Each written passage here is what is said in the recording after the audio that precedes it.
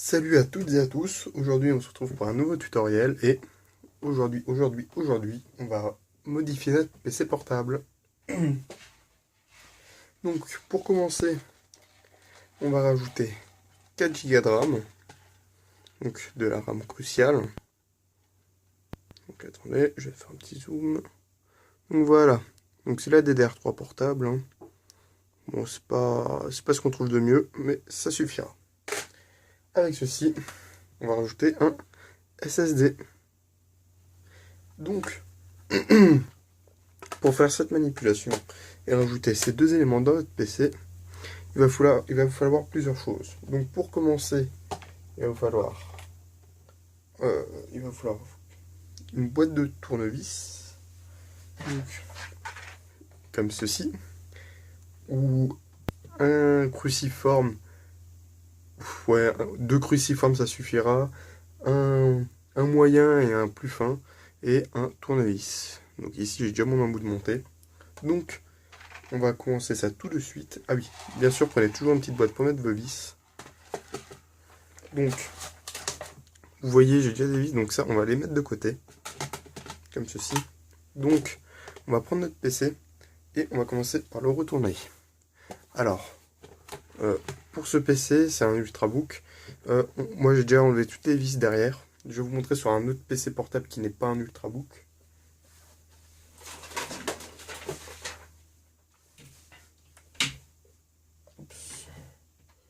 Donc, c'est un autre PC portable. Donc, un petit peu démonté. Alors, sur certains PC portables, vous avez juste le trou pour la baie du disque dur. Donc, soit vous avez comme moi un PC où il faut démonter tout l'arrière, soit il vous suffit juste de démonter ces deux emplacements. Vous pourrez mettre la RAM ici et le disque dur ici. Pour mon cas, donc ce n'est pas ça, mais sinon c'est très facile. Donc ici il y a un emplacement qui sera vide. Enfin sur mon modèle, il se peut qu'il y ait un emplacement ici, un emplacement ici, et qu'il y en a un qui avait déjà plein. Et ici, il sera de toute façon plein sur les modèles en dessous de qui sont égaux à 15 pouces et moins. Sur les 17 pouces, souvent vous avez deux baies disques durs, donc vous en avez une ici et une là, quelque chose comme ça. Donc moi ce n'est pas mon cas. Sur ce PC, pas. Donc ça c'est un PC, c'est du HP, hein. Bon, il est cassé, il n'y a plus d'écran, il n'y a plus rien, c'est la loose. Donc par exemple ici dans mon cas, sous le clavier il y avait une barrette qui venait ici. Donc si je vous montre, en gros ça donnait quelque chose qui venait comme ça. Bien sûr cette barrette rentrera pas, hein, c'est de la DDR3, ça c'était de la DDR2. C'était un bon PC, un PC professionnel. Donc moi je vais pas traiter le cas où il y a des ouvertures ici, je vais traiter le cas avec un Ultrabook. Donc voilà. Donc dans un premier temps, je vous invite à dévisser toutes les vis. Ça prend un petit peu de temps, du coup moi je l'ai fait avant. Et ensuite, on va démonter le capot arrière. Donc pour ce faire, vous allez prendre un tournevis plat. Vous allez commencer à monter un côté, ici. Vous l'introduisez ici. Et vous essayez de faire excusez-moi. Vous essayez de faire sortir un petit peu la plaque. Donc moi ici, la plaque a été un petit peu enlevée. Parce que j'ai fait tomber mon PC. Donc je vais en profiter. Et donc une fois que c'est enlevé... Excusez-moi, je ferme. Ah, pas cette lumière. Ça se voit pas bien, je suis désolé.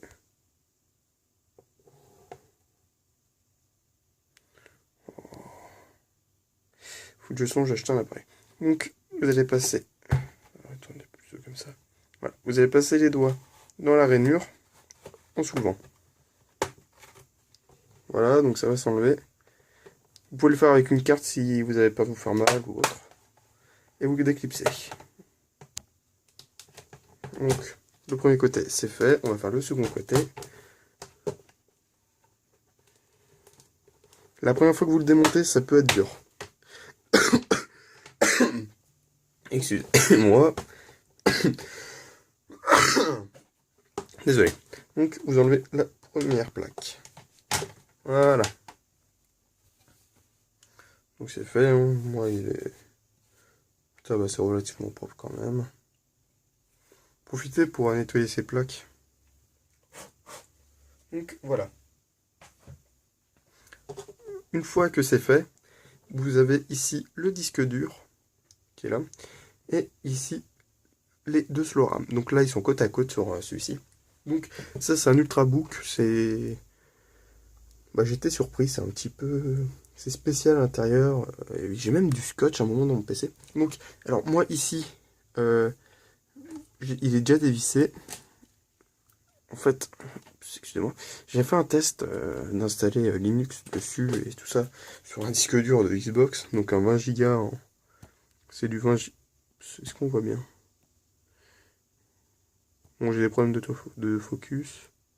Voilà, vous voyez pas, mais c'est un 20 Go. Donc, ce qui va être... Alors, ça, j'avais jamais encore vu un truc comme ça qui est branché juste comme ça. D'habitude, je vais vous montrer.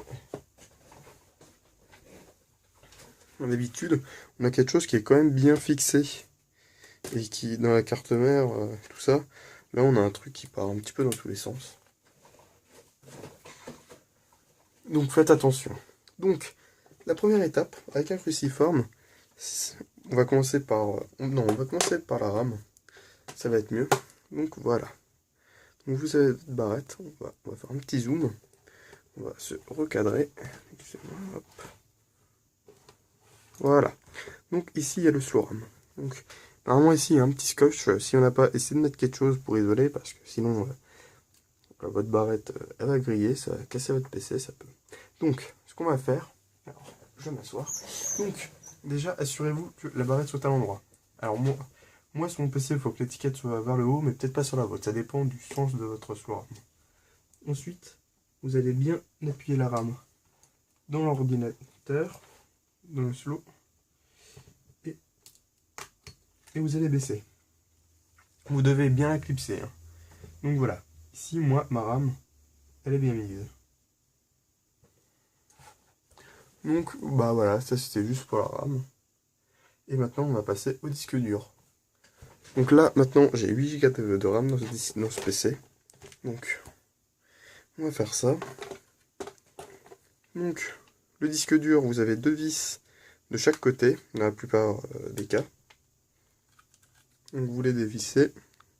Moi, je vais le faire hors caméra. Hein. Quoique, c'est bon. Je peux le faire ici. Donc, hop. De ce côté-ci.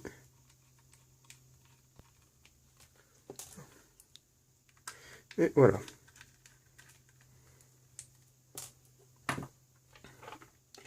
Donc, voilà.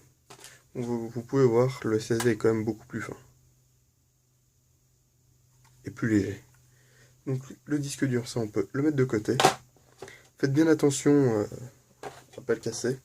Surtout si vous n'avez pas encore récupéré le données. Donc, vous voyez sur ici, là, sur mon rack, enfin sur mon chariot, ça s'appelle surtout.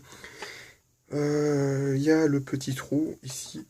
Donc, pour le sens, c'est bon. Sur le vôtre, je ne sais pas, sur le mien, c'est comme ça.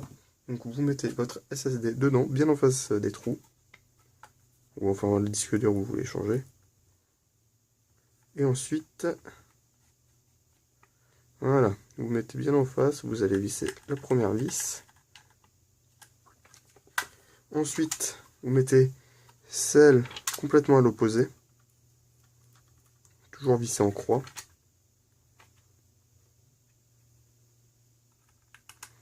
Donc, comme ceci.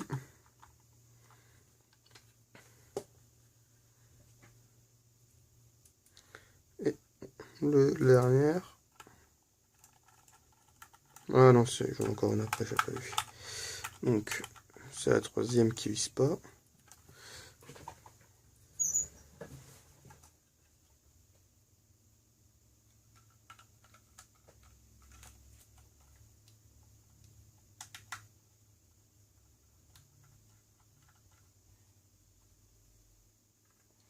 Donc,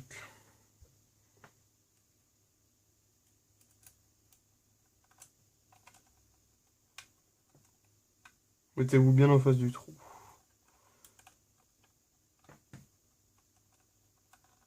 Ouais, donc moi je vais pas forcer, elle visse pas, je vais la mettre dans le trou. Plutôt.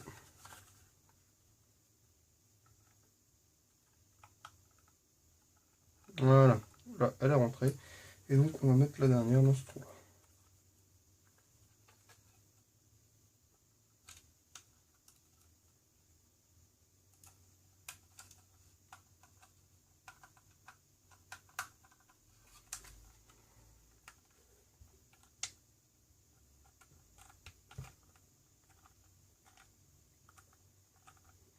On est un petit peu dur, je sais pas pourquoi. Donc voilà, maintenant que vous avez bien mis les 4 vis, on va le mettre dans le PC. Donc, on va se mettre comme ceci, et on va remettre le petit bout. Hop. Alors, moi j'avais déjà enlevé les vis qui étaient là. On va juste les remettre.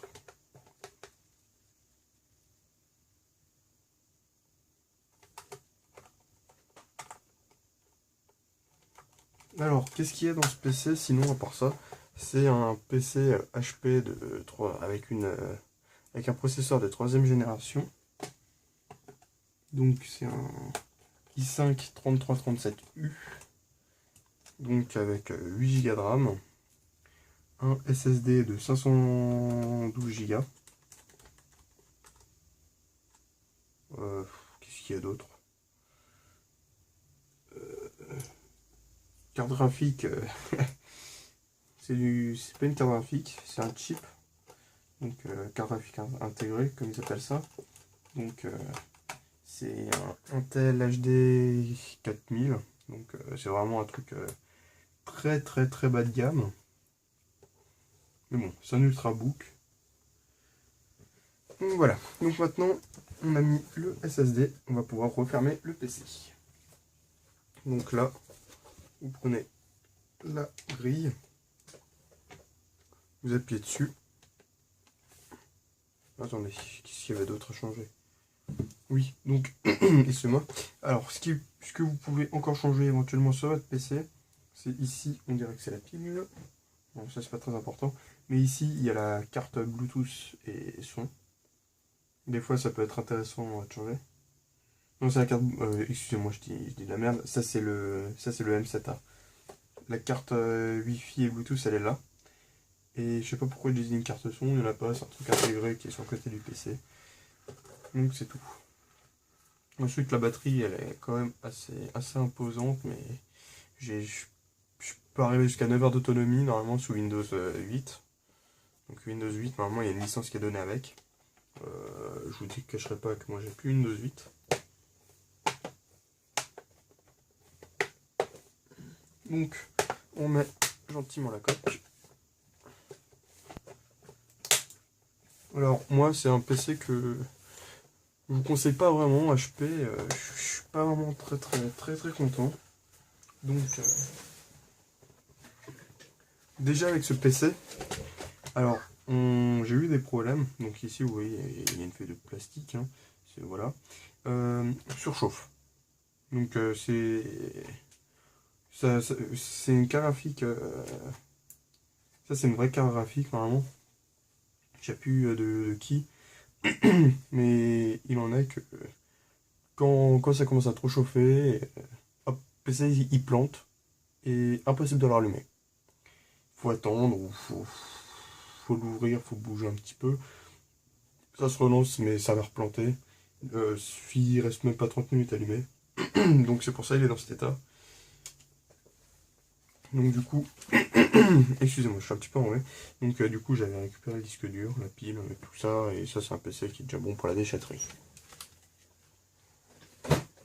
Pour ce PC-ci, avec la version Windows 8 préinstallée, j'ai eu beaucoup de problèmes. C'est assez spécial. Hein. Un Windows 8 où il y avait beaucoup de choses préinstallées qui n'avaient rien à faire là. Enfin, c'est mon avis. Des logiciels HP, des trucs comme ça. Donc personnellement, moi, au début, Windows 8, je l'ai complètement réinstallé parce qu'il était vraiment trop pollué. Donc ça, c'était à l'époque où je prends il avait encore Windows. Maintenant, je suis passé sur Linux. J'ai mis Ubuntu, qui est vraiment beaucoup mieux, je trouve, qu'un Windows. On peut faire autant de choses qu'un Windows, voire même plus. Certains me diront que sur Ubuntu, on peut pas jouer, mais en utilisant Wine, qui est comment ça s'appelle, un logiciel qui sert à émuler Windows, en gros, et ben on peut lancer quand même pas mal de jeux. on perd pas trop de qualité, je trouve, sur les jeux, ça tourne vraiment bien. Je peux lancer Hearthstone sans problème, je peux lancer Heroes of the Storm sans problème. Bien sûr, il y a quand même quelques programmes qui ne peuvent pas s'installer avec Wine. Mais bon, c'est pas, franchement, c'est pas gênant. Moi qui en fac d'info, de toute façon, on travaille que sur Linux. C'est le meilleur système d'exploitation. Pour moi, je trouve. Hein. On peut faire vraiment beaucoup de choses. En plus, il y a beaucoup moins de virus que sur un Windows. On risque pas d'avoir des, comment ça s'appelle là, d'avoir des toutes barres sur le navigateur, des spyware, tout ça là, toutes ces merdes qui viennent quand tu veux télécharger un logiciel sur 01net et que tu oublies de décocher une case. Ça, t'as plus. Tu peux passer directement par la Logitech ou en ligne de commande. T'as plus ces problèmes.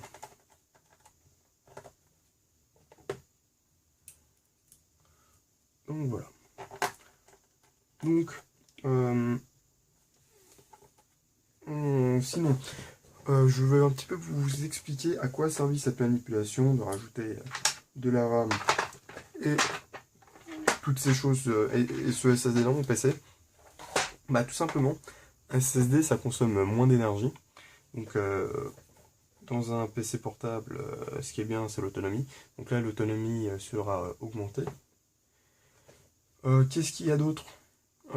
C'est beaucoup plus rapide. Après, j'ai installé Linux dessus, et, enfin Ubuntu, et je vous montrerai un petit peu le temps de boot. Vous allez voir, c'est vraiment impressionnant comparé à un Windows.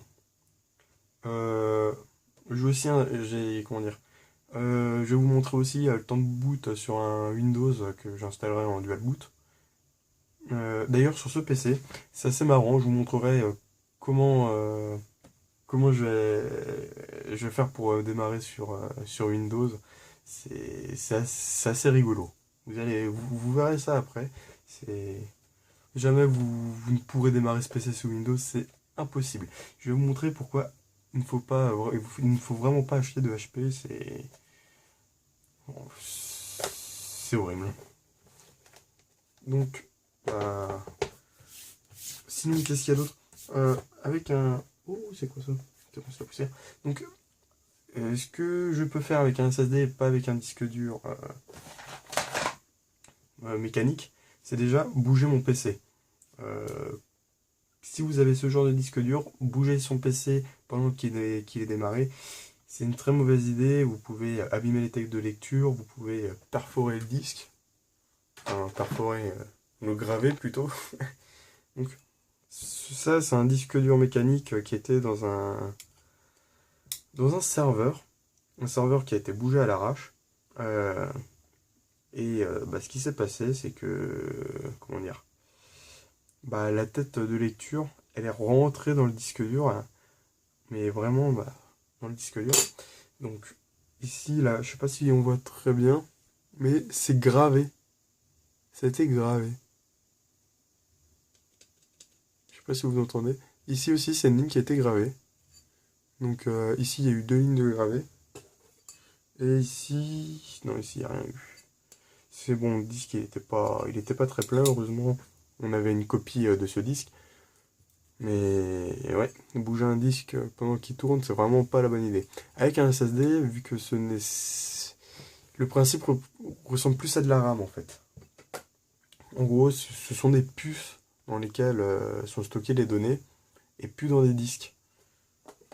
C'est écrit.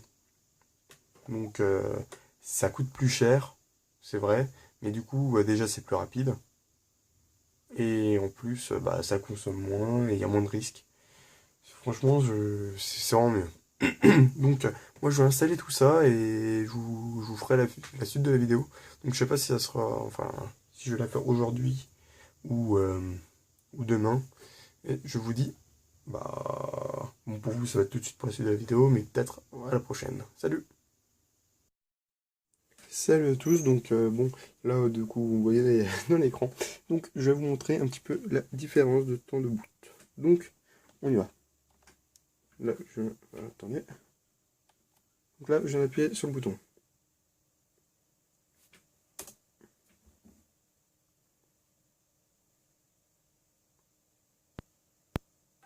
Donc voilà. Là, Ubuntu, il a déjà boot. Hein. Donc vous voyez, c'est ultra rapide. Bon, maintenant, je vais vous montrer sous Windows.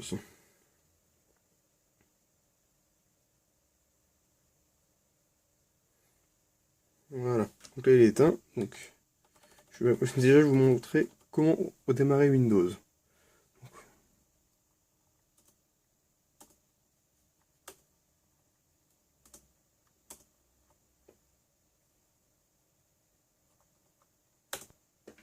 Et voilà, maintenant la Windows démarre. Pareil, vous avez vu, ultra rapide. Je vais... Ah merde.